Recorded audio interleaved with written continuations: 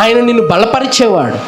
ఆయన బలపరిచేవాడు గనుక ఆయన యందే నీ బలము దాగి ఉంది, ఆయన యందే నీ శక్తి దాగి ఉంది గనుక ఆయన నీతో లేడనుకో, ఆయనతో నువ్వు లేకపోతే, ఆయన బలము నీకు రాకపోతే నువ్వు బలహీనుడువు, నీవు చేతకాని వాడవు. కాబట్టి నా ప్రియ సహోదరి సహోదరుడా, ఎన్ని సమస్యలు వచ్చినా, ఎన్ని కష్టములు ఎదురైనా, ఎన్ని శోకములు ఎదురైనా, ఎన్ని ఇబ్బందులు నీకు ఎదురొచ్చినా, నీవు జయాన్ని పొందుకోవాలంటే, నువ్వు విజయము చూడాలి అంటే, నీతో దేవునితో ఉన్న అనుబంధాన్ని నువ్వు కోల్పోవద్దు.